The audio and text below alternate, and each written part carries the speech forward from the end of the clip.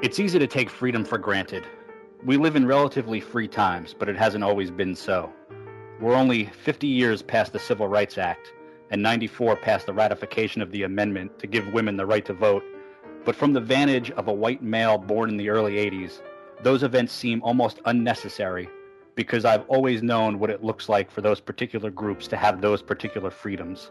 Now, I don't say unnecessary to downplay the importance of those events or to say I wish they didn't happen, nor am I saying that everything is fine now. Just think of the gender wage gap, the debate over marriage, and the alternate names some people have for Martin Luther King Day as a few examples. But there is something about getting further in time from a pivotal moment that makes what came before it seem so unreal. To take this point in a more trivial direction, another example would say be a young person's reaction to an event in an older film or show where a character needs to reach somebody but can't. They may say, why didn't they just call them or text them, without realizing that it's from a time where people didn't have cell phones. What I'm trying to say with all this is that I will never understand what it's like to have been an American in the 60s or 70s when the production code fell away and world cinema became more widely available. I'll never know what it's like to be shocked by the deconstruction of genre, structure, and morals that happened then because I've seen what's come after. I've seen Reservoir Dogs, so I'm not shocked or impressed by the bloody ending of Bonnie and Clyde. This gulf of time makes it difficult to give a pass to the formless mess of The Man Who Fell to Earth, a film that 40 years ago was, I'm sure, seen as more revolutionary in style and satire, but now just seems like a string of disconnected events. That kind of newness needs something more to be able to last. We have a character, Thomas, an alien played by David Bowie, roaming the Earth.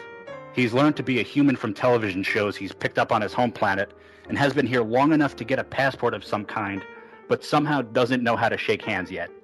He becomes hooked up with a conglomerate selling his home technology as his own inventions, the ultimate time traveler dream, trying to raise money to fix a drought on his home planet, which is the reason he came here in the first place. He loves water. He sucks it down throughout the film like he's a rescued desert traveler, despite being here seemingly long enough that he probably wouldn't be so thirsty anymore. He becomes addicted to booze.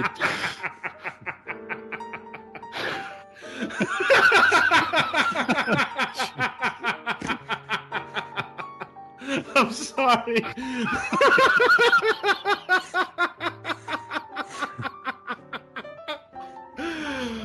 Continue. All right, I'm sorry.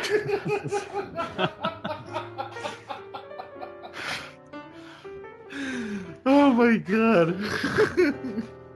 He becomes addicted to booze and TV, watching multiple TVs at a time. He is beyond wealthy, but in the end is lonely and longs for his family at home, becoming a Charles Foster Kane parody. He also becomes ill at high speeds. I wonder how he got to Earth at 30 miles an hour. All in all, it's an unremarkable looking film that, like that other water-based movie from the mid-70s, The Supremely Overrated Chinatown, seems to have been quickly written and presented as is with little regard for meaning.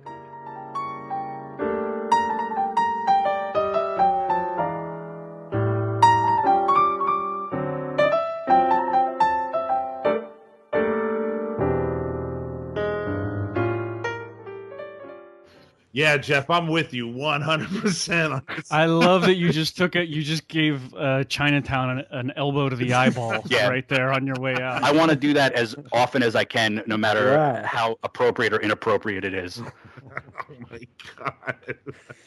Yeah, I could not get into this movie for the life of me, Jeff. No. For the life of me. And it was like, this was the This was the first movie that I screened for the show here. So, you know, we're coming back. We haven't done this in a few months. And I'm just like, I put it on during the afternoon, thankfully. The sun was shining, because it just really would have been a nightmare if I put this on at 11 o'clock at night, because I probably would have fell asleep. And, I've heard so much about this movie. I never watched it before, and I know that there are some out there that find this to be a cult classic, a work of genius, blah, blah, blah, visually stunning. None of this hit me. I found David Bowie extremely annoying. I can't watch like a musician act who can't fucking act. That irks me more than just a bad actor. Yeah. It's like watching Mick Jagger fumble around Free Jack, with the Anthony Hopkins and Emilio Estevez. It gets really, really, or like watch Purple Rain or something like that. It just really gets under my fucking skin. Yeah. I'm so glad that you kind of have the same feelings, because I thought I was going to be alone on this one. So at least I have somebody in my corner. I don't know where Joe and Billy are going to come in on this, but I guess we'll start with Joe, Jeff, because Joe picked these films. Joe, is this something that you enjoy?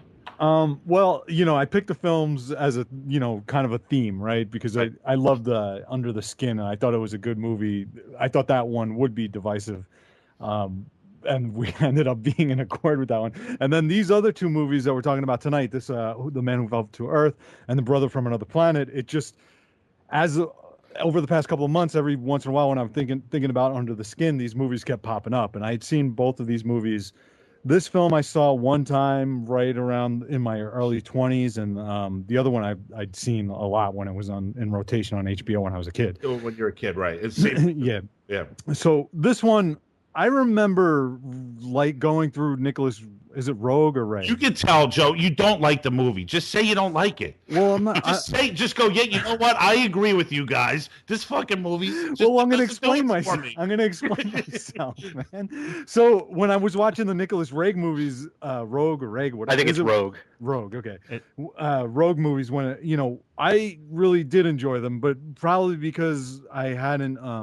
They did seem new to me when I was watching them for the first time, especially performance, man. I thought it was pretty friggin' amazing, which has one of the best Stones ever recorded in it, and not released. But anyway, this movie and Track 29 and Don't Look Now, watching all these movies and Walkabout, watching all those movies like kind of glutted together that month, I was pretty, blown away by this guy's style, because it's pretty singular. Like his stuff is it's definitely definitively his own, you know what I mean? Watching this movie 15 to 20 years later, look, I'm ambivalent about it. I don't hate it the way that you guys hate it, but I certainly don't love it either. Yeah, but... I'm not going to say that I hate it. I think that what Jeff was saying and what I agree with is that it's like kind of like it's like a timepiece, it's like it's made in 1976, and it has all these like post hippie, Vietnam, the corporations are taking over kind of theme to it. And it doesn't sit well. It's like the same year Network was made, that kind of has, maybe a little bit of the same thing going on there, as far as the voice is concerned. And that movie's timeless. This movie's like it's doesn't work. Well, it smacks of some of the avant-garde stuff that kind of has got a little bit moldy and stuff. I think this was probably picking up on some of the stuff that they were doing in France and obviously England. Antonioni's, like all those guys in the '60s who were doing this like so-called avant-garde work. And this, I see how it gets a little bit. It's a bit dated, Dated. There you go. Yeah, it seems like it was probably like a far out trip at the time. Yeah, I guess if you're in the right space, you said you watched all of them when you were younger. And you know what? To be honest with you, that editing technique really was illuminating to me in a lot of ways, man. It really deconstructed the language of cinema in a way that I had never seen before. That actually ended up, going out and influencing a lot of filmmakers, what this guy was doing. Just this way of editing stuff together where it's completely delinear is definitely something that, Soderbergh picks up on, a bunch of different people, like that one scene where he's cutting between like the samurai scene in the restaurant and the guy screwing or whatever like that. I could see how it's become almost a cliche, but from a historical perspective, you put it into context, it was something that took a lot of balls for this guy to do and to stick with throughout his career, actually. So I do have an appreciation for it, and Bowie didn't bug me. Billy, how do you feel about this? What's your thinking about it? I do think it's a bit of a time capsule, but I like it. Wow. I mean, I think that there's actually a great spiritual thread between all three of these movies, because they're all influenced, and they all kind of go back and into as far back as the day the earth stood still, and even some like fable movies of the silent era, about strange characters wandering in and out of the woods or something like that.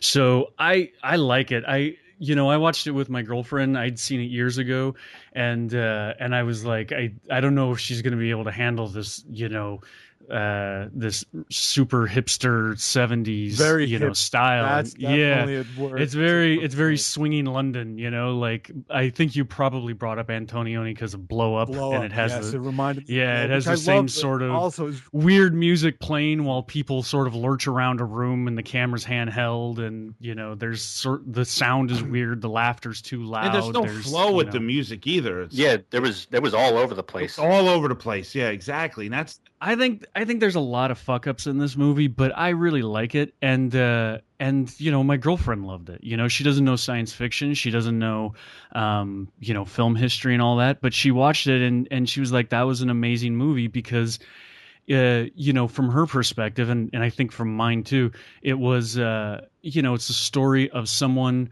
who, it's kind of the Superman story a little bit, where it's the immigrant story. You come from another place and you have a great intellect and a certain amount of superiority to the locals because you can see them in a way that they can't see themselves. And yet, which you is a common particularly theme through all three of these films. Yeah, and in this one, I feel that it's particularly those guys making a story about America to some extent, because that guy just gets bogged down in, he comes here to make a bunch of money, but then the money makes him lazy and complacent, and the pleasures of the society and the bureaucracy of, government and everything, it just basically tangles him up and turns him into a lethargic failure at the end. I like that story. I think it's my favorite part of science fiction, is where you take a hypothetical situation and it changes the way you see yourself or your culture. So, it's definitely moldy around certain parts, but I really like it. I think part of the problem with it is that it did have, something to say about becoming, stuck in that corporate loop, and just money kind of destroying you and everything. But it there's that point where he's watching about 16 TVs in a square, wall, and I'm a compulsive time checker anyway. But if I'm not liking something, I'm like looking every 3 minutes. And, me too. Oh, that's the worst. And I was like, and I was like, this is the moment where I would shut it off if I wasn't watching it for a purpose. Well, and it was I'm sorry, it was exactly the 1 hour mark. There was another full hour left, over an hour left, and the movie had made its point already. Yeah, and also, if you really want to almost watch a better version of this, just watch Pink Floyd The Wall. Another one you didn't like. But it's better. It's more watchable. I did not like Pink Floyd The Wall. I wasn't crazy about it. But it's better than this movie. I like Nicholas Rigg movies, and I especially, I kind of went through the same thing where I binge watched a bunch of his, many years ago, and he started out as a cinematographer. He worked with David Lean on Lawrence of Arabia, and worked on a bunch of good movies. And he worked with Corman too, didn't he? Yeah, and the filmmaking itself is always very beautiful to me. I love his photography, and I love, the thing that I came away from The Man Who Fell to Earth this time thinking is, again, you can tell a story through images and sound and edit it in such a way that the meaning isn't necessarily explicit through dialogue or whatever, but you come away with an experience of something that you can't really verbalize, and I love that. And I think he probably, you know, a lot of people sort of cherry picked his techniques moving forward. Filmmakers, you know, took that type of editing and took the beautiful photography and took his sense of risk for interesting subjects. And it's all been sort of, you know, grandfathered into the mainstream at this point. But yeah, I can still go back and look at it and think, God damn, that's a beautiful way to edit that scene. Yeah, I never would have thought of that. You know, even that theme is something that probably wasn't all that common back then. You know, this viewing the world through television. You know what I mean? Like it probably wasn't something that was so beaten. He says that line where television is interesting. It shows you everything and tells you nothing. Yeah. So I mean, but by this point, looking back, you have to kind of see it from it's we've heard that before a lot.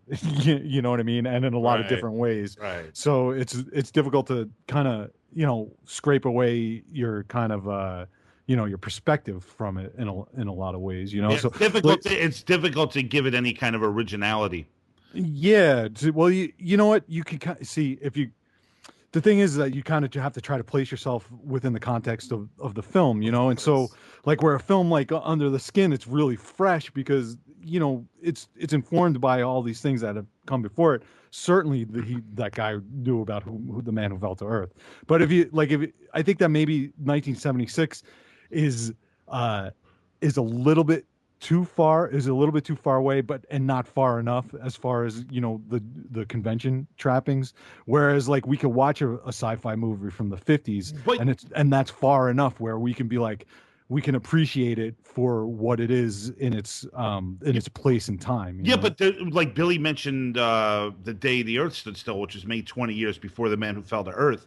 And I could still have a connection to that. Yeah, that's what I mean. Like, that's far enough away where it's distant. Is it like 76 is probably a little bit too close for us to watch it from a historical perspective, where like something from the 50s, it's like we're distanced enough. I get what you're saying. Because if we were, if we were in 1975, let's say, and we were watching that, you know, a sci-fi movie from the 50s, it's like, oh, look how bad those special effects are. You know what I mean? And like here, it's like all the things that he's dealing with and the techniques and everything, it's just not far enough to watch it from. You know what I mean? It's not relevant enough. It's not quite. It's not quite a historical document yet, right? But it's not very fresh either. Yeah, exactly. You know, so. Like, I think if you do put it in the perspective of some of those English movies, that friggin' movie Blow Up, I don't know, man, that movie friggin' I really like that movie, even though it's another one that'd probably be divisive. But like, if you put it in that perspective, especially in, you know, if you put it, I think it does help to watch it in conjunction with some of his other work. Like, it really helps to strengthen the piece. Not that a piece should need, yeah. I mean, but then the argument, of course, is that it should stand alone. So, you know. Yeah, I feel like Nicholas Rigg ended up with 3 movies that are pretty damn near brilliant. Walkabout, this one, and Don't Look Now, which performance is freaking great, man. I still haven't seen that one, so I'll definitely check that out. But I also feel that, like, he was intelligent enough to tackle subjects and films that were really interesting, but maybe over time he didn't have enough. He didn't have that extra whatever, you know, X factor to make the individual films stand out, like a Citizen Kane or, you know, something, you know, like maybe he just didn't go that extra mile. Yeah, I mean, who knows though, because I think this one really does have a following, you know. So for some people, this is one of the first cult movies that I ever, like, I had people saying, "Oh my God, you've got to see this movie!" Like, it was kind of a midnight movie sort of a situation. And that's how all his films that I've approached were like on that level, you know, that I watched them like that, like, oh,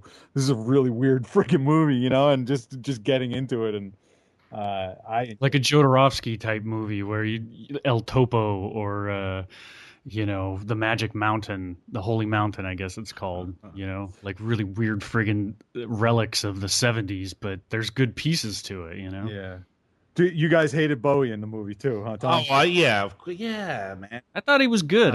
He didn't bug me. He was coked out of his gourd. I know that he was coked up. I know. Are you a Bowie fan? He basically memorized his lines every morning because he was like... How could you not like Bowie, you know? Yeah, I dig Bowie. Jeff? I'm not much of a Bowie fan. Really? Yeah. Like, songs here and there I like. Yeah, well, I mean, that's where I'm pretty much at with them. Yeah. I mean, I don't, go out of my way to listen to them. I mean, you know what? I'll be at a bar once in a while, and I'll be like, you know what? I'll put a Bowie song on, occasionally.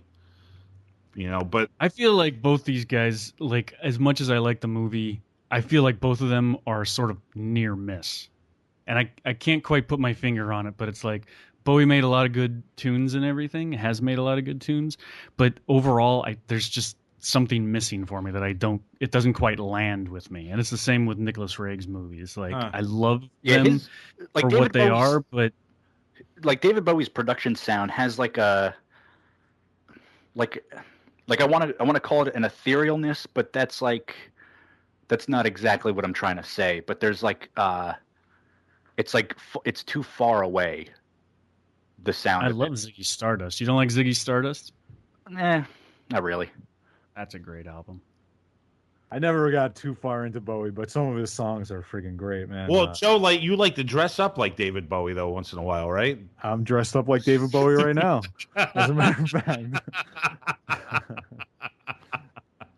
Some of those songs that he made are friggin' incredible, though. Like the popular, obviously they're very popular or whatever. But. Joe, did you, have a feeling that The Man Who Fell to Earth would kind of like walk on that same road as the other two films? Well, honestly, there's one out there that I thought would have been really interesting to do as well. Okay. Well, these are the two that seemed most in line, and no, they do. Like Billy's right. I mean, they all do work. They do work well together as far as a theme is concerned. Absolutely. Yeah, I mean, they're all the theme is all seeing us through alien eyes. You know what I mean? Yeah. And they have a lot of similarities in other ways too. Like they all have sex scenes in them, which is pretty funny. Like how all three of them. They're all very sexy. All three, how the three of them differ and how they deal with the sex scenes is pretty. It's great, Yeah, only one of them has a sex scene with a video game. Yeah, that was in. Oh, we'll get to that. We don't want to. Do that. Yeah, that was fucking awesome. No. Yeah. I think there's a lesson here. I actually think that Under the Skin and The Man Who Fell to Earth are really, really intertwined in a lot of ways, and something that can be learned, I think, from both of those is that they're based on books and they were heavily adapted, and the plot was sort of screened out of the final films in both cases. Well, both of them because both those filmmakers are smart enough to realize that if you're gonna, if you want to get your point across, it's not going to be through, gigantic 3D ships battling in space. Like that just distracts you from. Well, both of them were the product of productions that were aborted, and that phrase, necessity is the mother of invention. So both of them were reactions to failed, bigger projects. And both of them yielded, something creative that, like, with the art form, where Under the Skin took, this weird meshing of reality filmmaking with narrative filmmaking, which is right on the, cutting edge of what filmmaking is and can be today. And this one was doing it by, deconstructing the language of cinema and, nonlinear editing and doing this sort of plotless thing. So it's amazing how you tell somebody they can't make a picture for this amount of money, and then they go and make a better picture with less money. Right. I do wonder if 20 years from now we'll look back at Under the Skin and go, God, it's such a relic of that time. Well, I think because I was just thinking of that too. But I think that the story, the theme, like what it's trying to say, is so strong.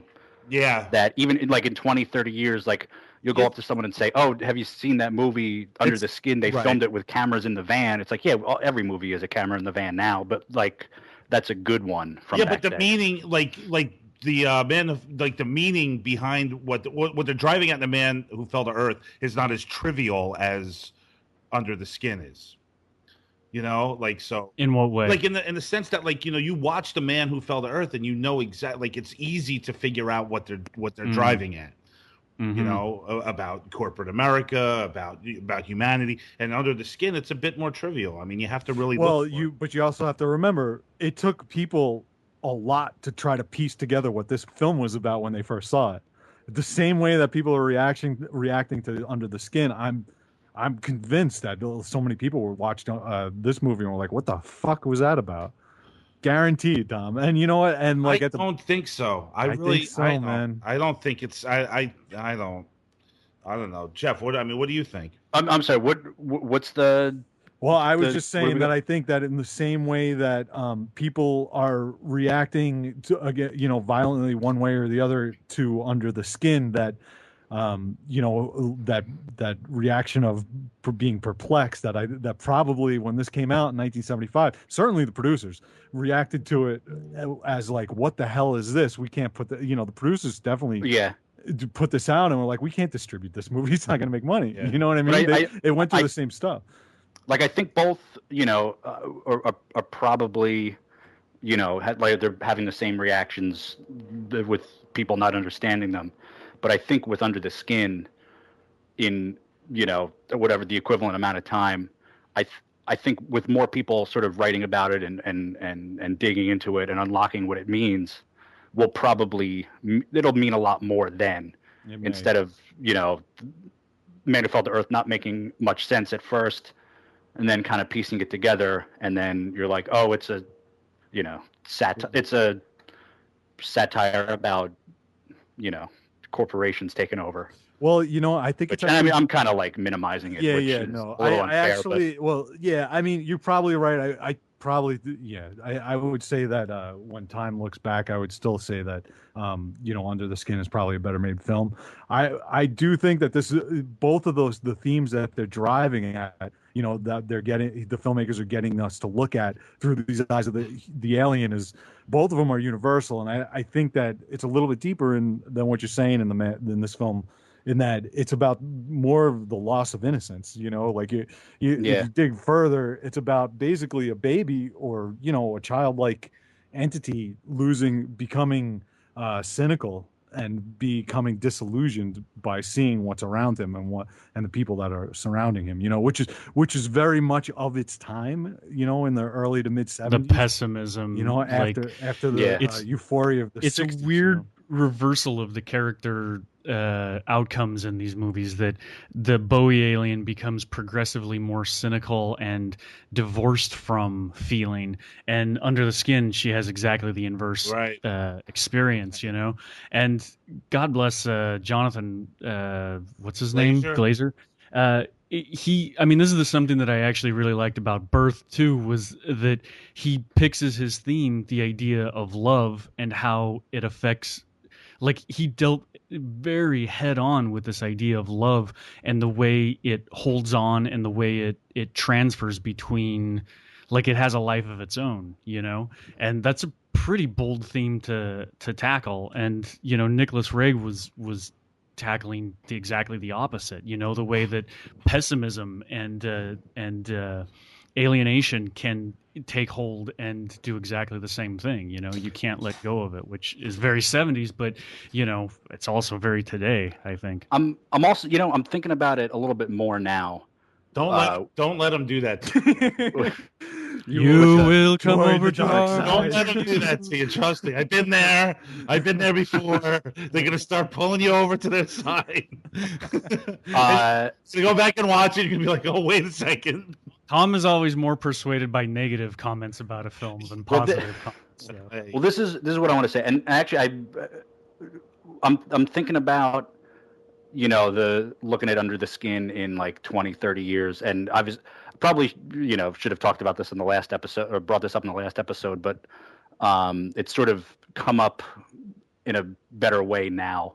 But and like I think when people look back on it in 20 and 30 years, and this is being very you know, optimistic about humanity, which is pretty hard to do. But the theme that I got from Under the Skin, which was you know, that the sexuality of a female will never escape the clutches of you know, the masculine, and this, this movie coming out in the wake of like the men's rights thing and people shooting women because they won't go out with them. In 30 years, hopefully that won't be like, that'll be an issue that's like, separate water fountains 40, 50 years ago. And people will be like, oh, that's like a weird, like, why did they do that movie? Like, oh, I can't believe it used to be like that. So it might, that's not giving any points to Man Who Fell to Earth, but I could see, this. Just seeing how fine wines age is some age better than others. Well, yeah, and I mean, like the technique of the film, I think will last, but the message of it might not be as relevant anymore. So it's kind of similar to the corporate thing from '76, like looking at it now. Yeah, well, I think that in both cases that there's a lot of room for interpretation, which makes them both great. I think I do agree with you that there's more room for interpretation in Under the Skin than this one. I think that you can kind of nail this one down a little bit easier, at least from our perspective 30 years away. You know what I mean? Yeah. That is true. Sometimes you go back and look at movies, even like in your own life, you watch a movie when you're 20, you're like, I have no idea what the fuck that means.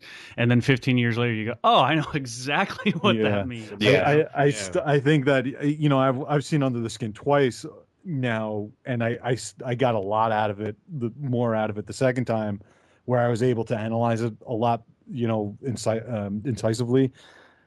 I think that there's still a lot of room for interpretation and a lot of Under the Skin. Yeah. You know what I mean? Like, it could be argued a whole bunch of different ways, just from the perspective of love and female and male relationships. There's a lot to talk about that. Even in addition to what we talked about earlier. Yeah, I mean, that's the great thing about an amazing song or a great film is that it could have multiple meanings throughout one person's lifetime, to them. Absolutely. That's what's beautiful, man. And you know what, that both of these films reminded me of that quote that I picked out of the guy who wrote the Virginia Woolf thing play, Edward Albee, who's like, art, great art, an audience should realize that they need to be at least partially responsible for the art, when they're coming to it. And if they're not, then it's not. They're only doing a disservice to themselves. So, absolutely. I think Under the Skin, the theme of it is sort of on the winning side of history, at least for the foreseeable future, because it's making a case for empathy, and if ever there was a need for empathy in human evolution, it's now. Like we're just so unevolved when it comes to understanding, the person sitting next to us, and that's amazing because we're so connected more than we've ever been. I was thinking about that because of, just in reflection on the movie, like the internet makes information and communication instantaneous, and there's more information available at our fingertips than there has ever been before. But our ability to empathize and to sit back reflectively and try to understand someone else's point of view remains woefully undeveloped. Right. Right. And I mean, I love the theme of Under the Skin for that. If a movie by its own nature can make you think about empathy, I think that's fucking amazing, Absolutely. And to feel it, not just to discuss it in platitudes, but to actually have the vehicle is like the inoculation itself, the experience of watching it makes you rethink things. I love that. It's just like using a body to be a spacecraft. All right, guys, it's time to move on. We're gonna do some. We're gonna talk some John Sayles next. His movie, The Brother from Another Planet from 1984. It's gonna conclude our 2-week discussion on weirdo alien films, and I'm gonna give everyone the worst introduction that we've had so far. So here I go. Yeah.